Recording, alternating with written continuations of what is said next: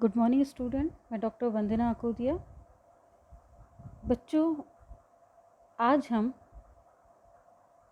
Proton NMR के बारे में पढ़ेंगे। इससे पहले हमने मास स्पेक्ट्रोस्कोपी के बारे में पढ़ा था और आज हम प्रोटॉन एनएमआर को डिस्कस करेंगे। बच्चों, जैसे नाम से ही पता लग रहा है, प्रोटॉन यानी सिंगल प्रोटॉन की हम बात कर रहे हैं। अब इसको प्रोटॉन एनएमआर भी कहते हैं हम, हाइड्रोजन, और उसके ऊपर जो 1 लिखा हुआ है वो इंडिकेट कर रहा है कि हाइड्रोजन के अंदर एक ही प्रोटॉन उपस्थित है। और न्यूक्लियर मैग्नेटिक रेजोनेंस यानी ये न्यूक्लियस से रिलेटेड है, यानी कि न्यूक्लियस के द्वारा जो मैग्नेटिक रेजोनेंस हो रहा है उसकी वजह से जो स्पेक्ट्रम हमें मिलेगा जब हम अप्लाइड मैग्नेटिक फील्ड डालते हैं तो उसे हम प्रोटॉन एनएमआर कहेंगे। बच्चों, प्रोटॉन एनएमआर से हमें किसी भी मॉलिक्यूल के स्ट्रक्चर के बारे में पता लग जाता है। पहले भी मैंने आपको बताया है कि मास स्पेक्ट्रोस्कोपी से हमें मॉलिक्यूलर वेट के बारे में, आईआर स्पेक्ट्रोस्कोपी हमें क्रियात्मक समूह यानी फंक्शनल ग्रुप के बारे में बताता है, और प्रोटॉन एनएमआर हमें जो अज्ञात मॉलिक्यूल हमने सिंथेसाइज किया है उसके स्ट्रक्चर को बताता है। तो ये किसी भी अननोन कंपाउंड के स्ट्रक्चर को डिटरमाइन करने के लिए बहुत ही इम्पॉर्टेंट है। आज बच्चों अपन न्यूक्लियर मैग्नेटिक रेजोनेंस के बारे में पढ़ेंगे। एनएमआर बच्चों कई तरह का होता है। आपके सिलेबस में 2 एनएमआर आपको पढ़ने हैं, एक प्रोटॉन एनएमआर पढ़ना है, एक आपको कार्बन 13 एनएमआर पढ़ना है।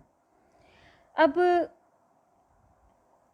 एनएमआर का मतलब ये है कि जब हम कोई भी इलेक्ट्रोमैग्नेटिक रेडिएशन अप्लाई करते हैं स्ट्रॉन्ग, तो आपका जो न्यूक्लियस है वो फ्लिप कर जाता है और उसी की वजह से हमें सिग्नल्स मिलते हैं। या हम बोलें imply in the name involving the change of the spin state of a nuclear magnetic movement when the nucleus absorb electromagnetic radiation in a strong magnetic field। यानी कि यदि हमने किसी मैग्नेटिक फील्ड में न्यूक्लियस को रखा है या हमारा सैंपल रखा है तो उसमें से वो कुछ एनर्जी का एब्जॉर्ब करेगा और उसकी वजह से हमें स्पेक्ट्रा देखने को मिलता है। अब बच्चों, जनरल फीचर्स देख लें कि भाई हमारे लिए प्रोटॉन एनएमआर इम्पॉर्टेंट है, तो उसके लिए हमें जनरलाइज कुछ चीज़ों को जानना बहुत ज़रूरी है। फर्स्ट क्या है, the relation between the number of signals, यानी कि जो हमें पीक्स मिल रही है in the spectrum, the number of different kind of hydrogen atom in the molecule, यानी कि जितनी पीक हमें देखने को मिल रही है स्पेक्ट्रम में उतनी ही तरह के हाइड्रोजन एटम उस मॉलिक्यूल में प्रेजेंट होंगे। Thus, one can know the different kind of environment of the hydrogen atom in the molecule। यानी कि जिस जिस तरह का केमिकल एनवायरनमेंट बदलता जाएगा वैसे वैसे उन प्रोटॉन्स का सिग्नल हमें मिलेगा। अब सेकंड पॉइंट है बच्चों, the area each signal are in the same ratio as the number of hydrogen atom causing e signal. बच्चों, इसमें सिंपल सा इसको समझने की ज़रूरत है। आप यहाँ देखिए कि यहाँ पर 2 स्पेक्ट्रा आपको मिल रहे हैं एनएमआर के।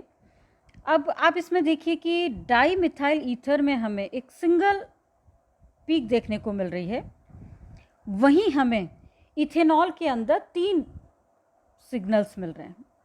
अब बच्चों, यहाँ यही समझने की बात है जो मैंने ऊपर टर्म यूज़ करी थी कि जितने सिग्नल्स मिलेंगे उतने ही तरह के हाइड्रोजन एटम प्रेजेंट होंगे मॉलिक्यूल में। अब यहाँ पर आप इसको थोड़ा सा समझने की कोशिश करिए कि यहाँ पर हमें दोनों आइसोमर है, डाई मिथाइल ईथर है, ये आपका इथेनॉल है, अल्कोहल है। अब आप यहाँ पर ये देखिए, यहाँ हमें एक सिग्नल मिल रहा है जबकि यहाँ पे 1 2 3 और ये किस रेशो में मिल रहा है, 1:2:3 के रेशो में हमें देखने को मिल रहा है। यहाँ पर आपका जो केमिकल एनवायरनमेंट है बच्चों, अपन ये आगे डिटेल में पढ़ेंगे, मगर थोड़ा सा सिग्नल्स को समझने के लिए जनरलाइज अपन इसको समझ लें तो आगे हमें एनएमआर समझने में बहुत आसानी रहेगी। तो आप यहाँ पर ये देखिए कि ये सिंपल ऑक्सीजन है, इससे CH3 ग्रुप और CH3 ग्रुप दोनों सिमिलर हैं, यानी कि इनका जो केमिकल एनवायरनमेंट है वो सिमिलर है, इस वजह से हमें सिंगल सिग्नल मिल रहा है। मगर यहाँ देखिए, यहाँ ये हाइड्रोजन, ये 2 हाइड्रोजन और ये 3 हाइड्रोजन, तीनों की जो ऑक्सीजन से जो डिस्टेंस है वो डिफरेंट है, इस वजह से हमें यहाँ पर 3 पीक देखने को मिलती है। यहाँ नीचे भी लिखा हुआ है बच्चों, the hydrogen atom of ethyl alcohol are found in 3 different location, यानी कि यहाँ पर जो तीनों हाइड्रोजन एटम है, जो 3 पीक्स हमें हाइड्रोजन की वजह से मिल रही है, वो तीनों डिफरेंट लोकेशन पे हैं। Consequently 3 absorption peak are observe, या इसीलिए हमें 3 पीक देखने को मिलती है, जिसका रेशो क्या है, 1:2:3 है। थर्ड पॉइंट आता है बच्चों, द प्रिंसिपल सिग्नल में get split into small peak. अब इसको समझने के लिए बच्चों यहाँ देखिए कि अब सिंपल सा डायग्राम मैं बना रही हूँ आपको। हम जब भी एनएमआर की पीक देखेंगे तो हमें इस तरह से पीक मिलेगी, इस तरह की। अब सिंगल पीक है, मगर इसमें जो ये स्प्लिटिंग हो रही है, इसे हम क्या बोल रहे हैं, ये कौन सी स्प्लिटिंग है, स्पिन स्प्लिटिंग। और the type of splitting pattern, यदि 2 होगी तो डबलेट, 3 होगी तो ट्रिपलेट, 4 होगी तो क्वाड्रेट होगी, और बहुत सारी यदि हमें देखने को मिलेगी तो हम कहेंगे उस पर्टिकुलर प्रोटोन के लिए हमें मल्टीप्लेट मिलता है। अब ये स्प्लिटिंग क्यों हो रही है, splitting depend on the number of neighbouring non equivalent proton, यानी कि जो नॉन इक्विवेलेंट प्रोटोन जो प्रेजेंट है उस प्रोटोन के जिससे वो इंटरेक्ट हो रहे हैं, उसकी वजह से हमें ये स्प्लिटिंग पैटर्न देखने को मिलता है। For many simple compound one can predict the splitting pattern with the n+1 rule, यानी कि हम n+1 रूल के अकॉर्डिंग बच्चों किसी भी मॉलिक्यूल का स्प्लिटिंग पैटर्न को है वो आराम से निकाल सकते हैं। n यहाँ पर जो नेबर में जो आपके प्रोटोन प्रेजेंट है उनका नंबर है, और spin splitting does help in the deciding molecular structure. और बच्चों इसी से हमें, क्योंकि हर प्रोटोन जो प्रेजेंट है उसी से हमें पता लग रहा है कि हमारा जो अननोन कंपाउंड है उसका स्ट्रक्चर क्या है। अभी अपन ने पीछे जो स्ट्रक्चर डिटरमाइन किए वो देखा था, जो स्पेक्ट्रा हमने देखा था, तो आप ये देखिए कि जो हमारा डाईमिथाइल ईथर था उसमें हमें सिंगल पीक मिल रही थी, वहीं उसका जो आइसोमर इथेनॉल था वहाँ हमें 3 पीक देखने को मिल रही थी। तो वहाँ ये आइडेंटिफाई हो गया कि ये स्पेक्ट्रा किसका था, डाईमिथाइल ईथर का था, और ये वाला स्पेक्ट्रा हमारा अल्कोहल का था। अब इसका फोर्थ पॉइंट आता है, the specific between the peak, जो आपकी स्पिन स्प्लिटिंग हुई है उसको जनरली हम जे से डिनोट करते हैं, और जे यहाँ पर है आपका कपलिंग कांस्टेंट। इसे अपन आगे फर्दर निकालेंगे बच्चों की कपलिंग कांस्टेंट क्या है, इसकी वैल्यू कैसे निकाली जाती है, ये सब अपन डिस्कस करेंगे, और इसकी इंटेंसिटी किस तरह की होती है, ये सब आपको जब अपन आगे एनएमआर आगे पढ़ेंगे तो ये सारी चीज़ें हम इसको डिटेल में पढ़ेंगे। और जे को जनरली, जे की यूनिट क्या है हमारी, साइकिल पर सेकेंड, या इसको हर्ट्ज में भी डिनोट करते हैं।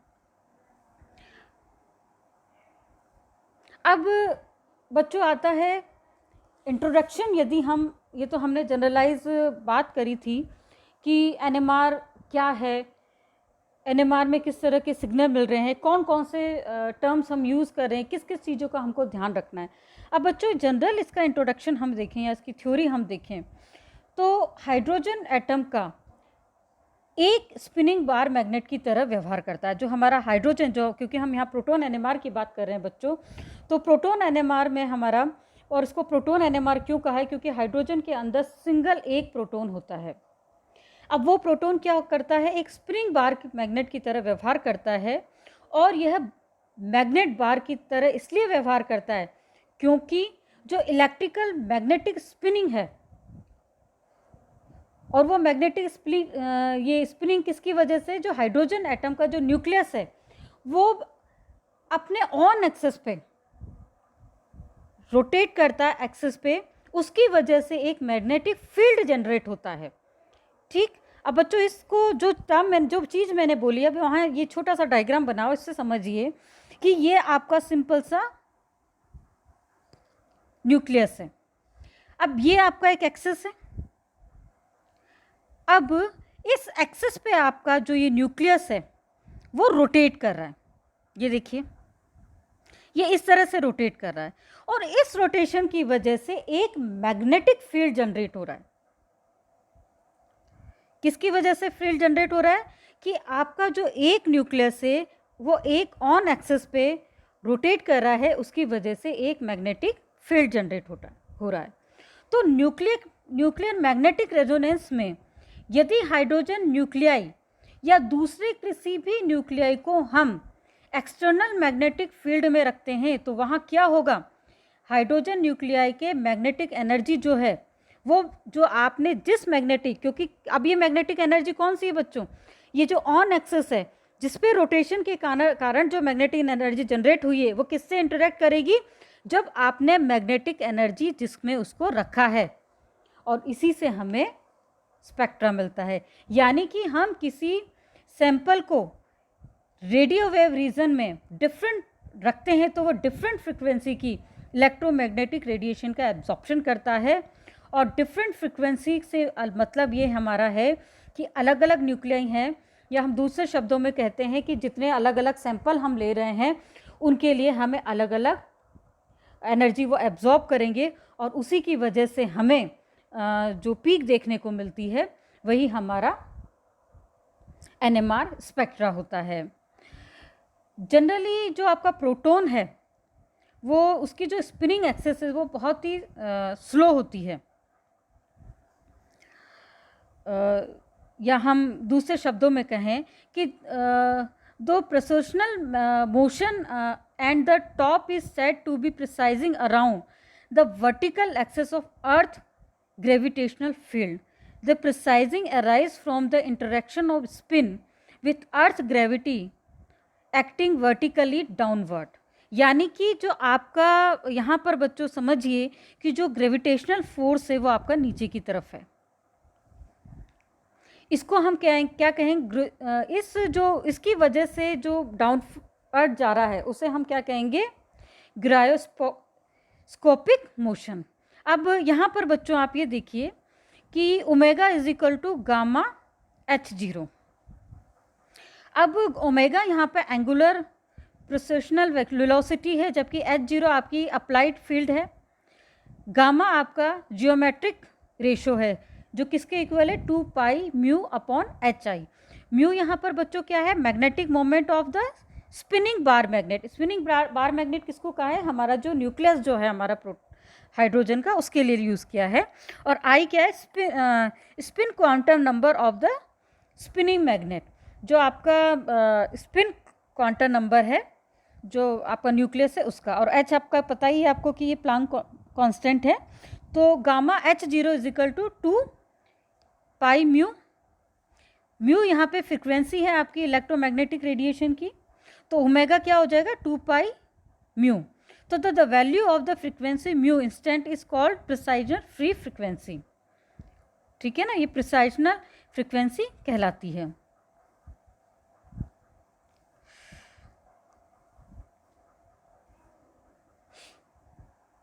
अब बच्चों यहाँ देखिए, the value of this frequency mu, ये तो खैर मैंने बता दिया था। The precessional frequency may be defined as the number of revolution per second made by the magnetic moment vector of the nucleus around the external field H0। या हम दूसरे शब्दों में बोलें, the precessional frequency of the spinning bar magnet may be defined as equal to the frequency of electromagnetic radiation in the megacycle per second necessary to induce a transition from one spin state to another। यानी कि ये क्या होगा कि हमारा एक spinning state से, मतलब एक एनर्जी लेवल से दूसरे एनर्जी लेवल में जाएगा, उसके इक्वल होगा। अब बच्चों जितने भी न्यूक्लियस हैं, जितने भी न्यूक्लियस हैं उनमें क्या होता है कि जो आपका जो स्पिन एंगुलर मोमेंटम है, या हम ये कहेंगे कि जो प्रोटॉन एनएमआर देते हैं, अब यहाँ पे भी ये भी है कि प्रोटॉन एनएमआर भी कौन से न्यूक्लियाई देंगे, तो इसका भी ये भी बच्चों हमारे लिए जानना बहुत ज़रूरी है। तो जनरली जो हमारा स्पिन एंगुलर मोमेंटम होता है बेटा, वो क्वांटाइज होता है, और only those nuclei which have a finite value of the spin quantum number I is greater than zero will processing along the axis of rotation. वही हमारा जो रोटेशन है एक्सिस पे, वही कर पाएंगे, और वही हमारा, और इसके लिए क्या ज़रूरी होगा कि उसका जो एटॉमिक नंबर है और जो एटॉमिक मास है वो हमारा इस टेबल के अकॉर्डिंग होना चाहिए। किस टेबल के अकॉर्डिंग? यानी कि यदि ऑड है, यानी कि हमारा मास नंबर तो ऑड है और एटॉमिक नंबर ऑड या इवन में से कुछ भी है, तो उसके लिए क्वांटम नंबर क्या होगा? हाफ, 3.2, 5.2 यदि है एंगुलर मोमेंटम, तो ही वो एनएमआर एक्टिव होगा। यदि उसका 0, 1, 2, 3 इस तरह का है तो बच्चों वो एनएमआर एक्टिव नहीं होगा। तो आप यहाँ देखिए, इवन है तो 0 हो जाएगा, यदि मास नंबर और एटॉमिक नंबर इवन है तो 0 हो गया। इसी तरह मास नंबर इवन है और एटॉमिक नंबर इवन है तो भी हमारा 0 होगा, क्योंकि हम इसमें आई की वैल्यू कैलकुलेट करेंगे। ठीक, अब यहाँ नीचे देखिए बच्चों, the circulation of the nuclear charge generate a magnetic movement along the axis. हमने ये पहले भी बताया था कि जो न्यूक्लियस है जब ये रोटेट करता है तो एक अपने एक्सिस पे रोटेट करता है, तो एक मैग्नेटिक रीजन ये जनरेट कर लेता है। अब हमने इस बार मैग्नेट को जब हम अप्लाइड मैग्नेटिक फील्ड के अंदर डालते हैं तो वहाँ पे बच्चों क्या दो कंडीशन होती है, या तो वो उसको अपोज करेगा या उसके साथ एलिजिनेट करेगा, यानी कि या तो वो उसी के डायरेक्शन में रहेगा या अपोज करेगा। अब बच्चों यहाँ पर नीचे एक टर्म लिखी हुई है ओरिएंटेशन, आप यहाँ देखिए ये टू ओरिएंटेशन। अब बच्चों टू ओरिएंटेशन हम कैसे निकालेंगे? तो उसका सिंपल से फार्मूला है, ये ओरिएंटेशन मतलब ये आपके एनर्जी लेवल हैं। जैसे आपने यूवी में सिग्मा, पाई, एन ये सारे पढ़े होंगे ट्रांजिशन के लिए एनर्जी लेवल। इसी तरह से प्रोटॉन में भी क्या, प्रोटॉन एनएमआर में भी क्या हुआ है, जो आपका प्रोटॉन है ग्राउंड स्टेट से हायर एनर्जी स्टेट में जाएगा एनर्जी एब्जॉर्ब करके, तभी आपको सिग्नल मिलेगा। तो अब कितने एनर्जी लेवल होंगे, ये किस पे डिपेंड करेगा? ये डिपेंड करेगा आपके आई पे। आई से हम वैल्यू निकालेंगे 2i। अब यहाँ नीचे देखिए 2i + 1, यानी कि प्रोटॉन के लिए हाफ है आपका ये आई की वैल्यू, तो आप यहाँ लिखेंगे 2 × ½ + 1 = 2। तो यहाँ पे हमें 2 फील्ड देखने को मिलती है, एक तो एलिजिनेट विद द फील्ड और एक एलिजिनेट अगेंस्ट द फील्ड, यानी कि एक तो अप्लाइड मैग्नेटिक फील्ड में होगा, दूसरा उसको अपोज करेगा।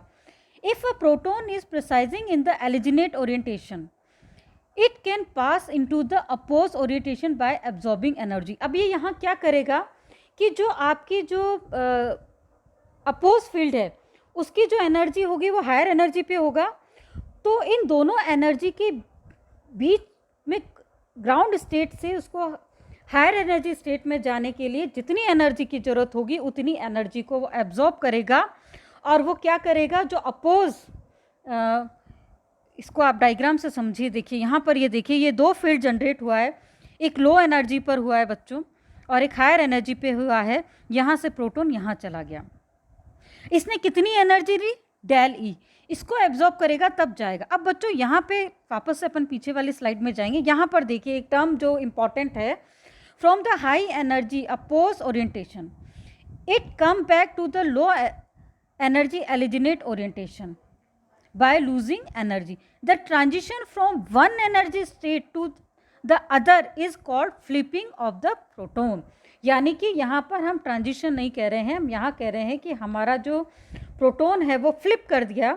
the transition between two energy state can be brought about by the absorption of quantum of electromagnetic radiation in the microwave region with energy hmu। यानी कि यदि ये hmu एनर्जी को एब्जॉर्ब करेगा तो हमारा ये लोअर एनर्जी से हायर एनर्जी में चला जाएगा, और हम ये बोलेंगे कि जो हमारा जो प्रोटॉन था वो फ्लिप कर गया। अब यहाँ पर बच्चों म्यू की वैल्यू, अब कितनी एनर्जी वो ट्रांजिशन के लिए रिक्वायर है वो अभी अपन ने ऊपर डायग्राम में देखी थी, ΔE hmu। Mu = gamma H0/2 mu क्या है, फ्रिक्वेंसी इन द साइकिल पर सेकेंड है, जिसको हम हर्ट्स में लेते हैं। H0 है हमारी यहाँ पे strength of the magnetic field in Gauss. Gamma यहाँ पे न्यूक्लियर कांस्टेंट है या जियोमेट्रिक रेशो है। तो अब किसी भी प्रोटॉन को लोअर एनर्जी से हायर एनर्जी में जाने के लिए डेल ई एनर्जी की ज़रूरत पड़ती है। अब बच्चों ये तो बात हुई कि किस तरह से हमें प्रोटॉन एनएमआर में स्पेक्ट्रम में सिग्नल्स मिलते हैं। अब सारी चीज़ें और भी चीज़ें अपन ने देखी, बार बार पढ़ेंगे उसको, आगे और डिटेल में पढ़ेंगे। अब सेकंड इम्पॉर्टेंट चीज़ जो आती है इसमें, वो आती है नंबर ऑफ सिग्नल्स। अब बच्चों अभी अपन ने बात करी थी कि number of signal chemical environment पे डिफरेंट करते हैं। अब ये केमिकल एनवायरनमेंट क्या होता है ये भी हम पढ़ेंगे बच्चों, अभी एक एक चीज़ को डिटेल में पढ़ते चलेंगे, पर यहाँ पे अपन थोड़ा सा इसको समझने की कोशिश करते हैं कि नंबर ऑफ सिग्नल्स हम कैसे आइडेंटिफाई करेंगे। The number of signals in the NMR spectrum tell the number of different side of equivalent proton in the molecule, यानी मॉलिक्यूल में कितने इक्विवेलेंट प्रोटॉन मौजूद हैं वो हमें बताएंगे। तो it may be noted that magnetically equivalent proton are chemically भी इक्विवेलेंट ही होंगे। यदि मैग्नेटिकली इक्विवेलेंट है तो केमिकली भी वो इक्विवेलेंट होंगे। अब यहाँ पर पहली कंडीशन आप देखिए, फर्स्ट एग्जांपल हम समझेंगे कि एसीटोन का यदि हम देखें तो हमें सिंगल सिग्नल मिलता है, मगर इसमें कितने प्रोटॉन हैं, 6 प्रोटॉन, मगर सिग्नल कितना मिल रहा है हमें, सिंपल 1। इसी तरह से यहाँ पर देखिए कितने प्रोटॉन है, 2, 2, 4, 5, 6, 7, 8 प्रोटॉन है, मगर सिग्नल कितना मिल रहा है हमें, 1 मिल रहा है। क्यों मिल रहा है, क्योंकि इनका केमिकल एनवायरनमेंट सिमिलर है। क्योंकि यहाँ पे देखिए in acetone all the 6 proton are exactly similar environment. इसी तरह से इसके भी जो 8 प्रोटॉन है वो सिमिलर एनवायरनमेंट में, इसलिए हमें एक ही सिग्नल देखने को मिलता है। सेकंड आता है some compound show more than 1 signal, मगर कुछ कंपाउंड के हमें बहुत सारे सिग्नल देखने को मिलते हैं। तो आप यहाँ देखिए, सबसे पहले अपन ने अल्कोहल का देखा है, यहाँ हमें 2 सिग्नल मिल रहे हैं, क्योंकि एक प्रोटॉन तो आपका ऑक्सीजन से जुड़ा हुआ है और दूसरे 3 प्रोटॉन आपके किससे जुड़े हुए हैं, कार्बन से जुड़े हुए हैं। तो यहाँ 2 अलग एनवायरनमेंट हो गए। इसी तरह से देखिए यहाँ पर आप, यहाँ पर 3 सिग्नल मिल रहे हैं, ये 2 प्रोटॉन नाइट्रोजन से जुड़े हुए, नाइट्रोजन के पास वाले कार्बन से 2 प्रोटॉन जुड़े हुए हैं। फिर ये क्या हो गया, ये भी अलग एनवायरनमेंट क्यों हो गया, क्योंकि ये इस प्रोटॉन से जुड़ रहे हैं। अब बच्चों यहाँ पर ये समझिए, इसके अंदर हम समझेंगे कि इन प्रोटॉन का केमिकल एनवायरनमेंट कैसे अलग हुआ, क्योंकि एक तरफ तो ये नाइट्रोजन से जुड़ा है मगर एक तरफ ये CH3 से जुड़ा हुआ है, इसलिए यहाँ पर हमें 3 पीक देखने को मिल रही है। इसी तरह से आप नीचे सेकेंडरी अल्कोहल देखिए, इसके अंदर आप यहाँ पर देखिए OH है, एक पीक इसकी मिलेगी क्योंकि ये डायरेक्ट ऑक्सीजन से जुड़ा है। ऑक्सीजन से जुड़े हुए कार्बन से एक हाइड्रोजन जुड़ा हुआ है, तो ये डिफरेंट एनवायरनमेंट हो गया। मगर इस CH से जो दोनों CH3 जुड़े हुए हैं उनका केमिकल एनवायरनमेंट एक ही होगा, सिमिलर होगा, इस वजह से यहाँ पर हमें 4 की जगह 3 पीक देखने को मिलती है। इसी तरह से आप यहाँ देखिए यहाँ देखिए A, B, C, यानी तीनों अलग अलग एनवायरनमेंट में हो गए। ये उस कार्बन से जुड़ा है, मगर ये वाला जो प्रोटॉन है उसमें क्या हो गया, वो उस यहाँ पर एक Cl ग्रुप जुड़ा हुआ है, जबकि यहाँ पर एक CH3 ग्रुप जुड़ा हुआ है। तो बच्चों जब भी आप नंबर ऑफ सिग्नल कैलकुलेट करेंगे प्रोटॉन NMR के अंदर, तो हमें ये देखना पड़ेगा कि जो हमारे प्रोटॉन्स है वो डिफरेंट केमिकल एनवायरनमेंट में यदि हैं तो हमें डिफरेंट पीक देखने को मिलेगी। जो पॉइंट है वो जनरली बच्चों स्टीरियो केमिस्ट्री को बताता है कि कई बार हम स्पेक्ट्रा देखते हैं कि हमको लगता है कि इसमें, जैसे सिंपल सा स्पेक्ट्रा ये देखिए, तो आप देखिए कहेंगे इसमें तो हमें 2 ही पीक देखने को मिलनी चाहिए। आप सिंपल सा एग्जांपल लीजिए 2-क्लोरोप्रोपेन का, तो आप ये बोलेंगे कि भाई इसमें तो 2 ही पीक देखने को मिलनी चाहिए, एक पीक इसकी और एक पीक इसकी मिलनी चाहिए, मगर यहाँ हमें 2 नहीं मिलती। हमें यहाँ कितनी पीक मिल रही है, यहाँ हमें 3 पीक मिल रही है, एक इसकी, एक इस प्रोटॉन की और एक इस प्रोटॉन की। क्यों मिल रही है, क्योंकि यहाँ पर ये वाला प्रोटॉन इस Cl के साथ इंटरेक्शन है इसका, इस वजह से इसका जो स्टीरियो केमिकल एनवायरनमेंट है वो सिमिलर नहीं है। यहाँ नीचे लिखा है HB and HC are not in exactly similar environment. इसी तरह से आप दूसरा एग्जाम्पल देखिए यहाँ पर बच्चों, इसमें हमें 4 सिग्नल देखने को मिल रहे हैं, क्योंकि यहाँ पर एक CH3 है और एक नीचे C है। इन दोनों का तो इस CH3 की वजह से इन दोनों प्रोटॉन का सिमिलर एनवायरनमेंट हो गया, इन दोनों का सिमिलर हो गया, मगर इसका क्यों, यहाँ पे ये प्रोटॉन है मगर यहाँ पे यहाँ CH3 है। इस वजह से हमें कितने सिग्नल देखने को मिले, 4 सिग्नल देखने को मिले। अब बच्चों बहुत दूसरा एग्जाम्पल और देखिए यहाँ पर 1,2 डाइक्लोरोप्रोपेन में आप देखिए यहाँ आप कितने सिग्नल आपको देखने को, 4 सिग्नल मिल रहे हैं, क्योंकि यहाँ पर हर प्रोटॉन का अपना अलग एनवायरनमेंट है। ये Cl और यहाँ पर CH3 ग्रुप और एक Cl है, तो इन CH3 का तो अपने आप में अलग एनवायरनमेंट हो गया। अब यहाँ पर एक ये जो प्रोटॉन है ये इससे भी इंटरेक्टेड है और यहाँ पर यहाँ एक Cl और एक CH3 जुड़ा हुआ, इसका केमिकल एनवायरनमेंट अलग हो गया। इसी तरह से इस वाले का क्या हुआ, यहाँ पर Cl है, यहाँ पर भी Cl है, तो इसका एनवायरनमेंट अलग हो गया। तो बच्चों हमें ये ध्यान रखना पड़ेगा कि यदि स्टीरियो स्पेसिफिक कंपाउंड है या स्टीरियो आइसोमर है तो वहाँ पर भी हमें जो नंबर ऑफ सिग्नल है वो डिफरेंस उनमें देखने को मिलेगा, कि वो स्टीरियो केमिकली भी यदि डिफरेंट केमिकल एनवायरनमेंट में है तो हमें उतने ही सिग्नल देखने को मिलेंगे। अब यहाँ पर बच्चों हम थोड़ा सा एग्जाम्पल्स लेते हैं इसी तरह के। अब यहाँ पर देखिए कितने सिग्नल देखने को मिलेंगे, NH2, ये दोनों सिमिलर, तीनों सिमिलर एनवायरनमेंट में, तो हमें यहाँ पे 2 सिग्नल देखने को मिलेंगे। इसी तरह से बच्चों यहाँ पर हमें 1 सिग्नल देखने को मिलेगा, दोनों सिमिलर, देखो बीच में से तोड़ो, सिमिलर वो केमिकल एनवायरनमेंट है। इसी तरह से इसमें देखो 1, 2 सिग्नल मिलेंगे। अब इसके अंदर बेंजीन का जो है उसके लिए हमें 1 पीक देखने को मिलती है, मल्टीप्लेट मिलता है बेंजीन के लिए, और इसके साथ में CH2, तो बेंजीन का 1, इसका 1 हो गया और इसका 1, यानी 3 सिग्नल हमें देखने को मिलेंगे। इसी तरह बेंजीन का 1, चूँकि यहाँ पर CH3 है तो हमें यहाँ पर तीनों इक्वल डिस्टेंस पे और सिमिलर केमिकल एनवायरनमेंट में है, तो हम मेसिटिलीन के लिए हम देखेंगे तो हमें 2 सिग्नल देखने को मिलते हैं। इसी तरह डाईइथाइल ईथर के लिए हमें 2 सिग्नल मिलेंगे, कैसे, 1 इसके लिए और 1 इसके लिए, तो यहाँ पे सिमिलर हो गया। अब नेक्स्ट आप देखिए यहाँ पर हमें 3 सिग्नल मिलेंगे। हमने पीछे भी इसका एग्जाम्पल देखा था, अल्कोहल का देखा था, ये तो आपका एल्डिहाइड है। इसी तरह से यहाँ पर आप देखिए, यहाँ थोड़ा सा आपको चेंज मिलेगा बच्चों। एसिड के अंदर एक तो ये प्रोटॉन का मिलेगा सिग्नल, दूसरा ये CH2 का अलग केमिकल एनवायरनमेंट होगा, क्योंकि यहाँ ये ऑक्सीजन से जुड़ा है, यहाँ इस CO ग्रुप से जुड़ा है, इसका अलग हो गया क्योंकि एक तरफ ये ऑक्सीजन से जुड़ा है, एक तरफ ये CH3 से जुड़ा है। इस तरह से यहाँ पे हमें 4 सिग्नल देखने को मिलते हैं। अब नीचे वाला आप ये देखिए, ये दोनों का केमिकल एनवायरनमेंट सिमिलर है, इन 2 का सिमिलर है, इन 2 का, यानी यहाँ पर हमें 3 NMR के सिग्नल देखने को मिलते हैं। तो बच्चों यहाँ पर हमें कितने NMR के सिग्नल देखने को मिलेंगे और उनमें केमिकल एनवायरनमेंट को कैसे देखना है, हमने ये डिस्कस किया। नेक्स्ट टर्न पर हम केमिकल शिफ्टिंग क्या होती है, स्प्लिटिंग क्या होती है, डबलेट, क्वार्टेट, J, इन सब के बारे में पढ़ेंगे। धन्यवाद।